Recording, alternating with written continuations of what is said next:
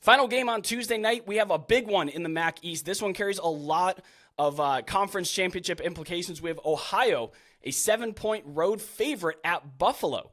This game carries an over-under of 44 points, and it kicks off Tuesday night at 7:30 p.m. Eastern on ESPN2.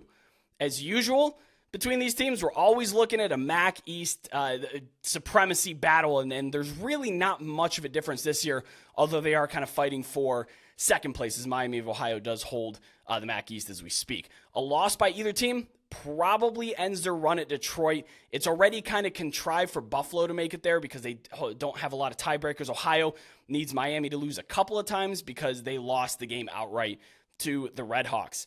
But Buffalo does have this game and a future matchup with Miami of Ohio next week, so they do have a decent inside track at winning those games. But again, they're such heavy underdogs, even a 7-point dog at home here, that I think it's a lot tougher for them to make a run at Detroit. Right now, it's Miami of Ohio's to lose. You take care of business, and it's their division. I mentioned that Ohio needs Miami to lose twice, just to kind of wrap that up. This number did open at Ohio minus 6.5. It took immediate money to get down to minus 5.5. I don't know if that was a head fake or what's going on here, but then Bobcat backers came flooding in strong and pushed us up to minus 7. Don't know if we're going to get a 7.5. There's not really any trend that way so far on Monday. It looks like 7 might be our cap there. The over was also bumped up to 45.5 before also being bet back down. There's no weather issues here in this game, so that even in Buffalo, so that's not really something we need to look for there. Ohio does have a 3-day rest advantage on Buffalo, who lost at Toledo last week in that Tuesday action. Big snow globe game. I was at it. It was incredible. Came away with a sickness from it, but hey, whatever. That's action, baby.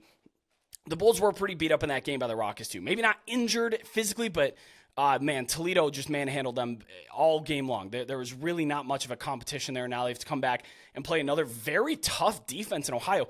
Coming into the season, we expected Ohio to be a very relevant offense, be able to score a lot, but that hasn't really been the case. And the saving grace for the Bobcats is that their defense has been playing out of their minds. They're 15th nationally in points per drive allowed. On the flip side, Buffalo's 101st in points per drive scored. Big mismatch there. That leads me to take a look at under Buffalo's team total of 17.5. It's a little low, a little worrisome, but Ohio's only allowed teams to score 17 or more points 3 times this year and never in a victory. So if I'm looking at team totals and trying to correlate it with what I expect this game to pan out as, I expect Ohio to win. And in victories this year, they do not allow more than 17 points. So that's why I'm looking at under 17.5 points as a team total for Buffalo.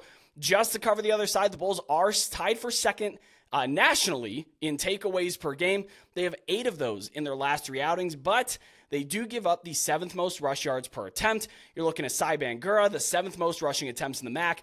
So they're going to give up groundwork. That's why I'm not really looking at maybe to take Buffalo to points or lay the points with Ohio, especially while we're at 7. Under 17.5 team total for Buffalo is my lean in this game.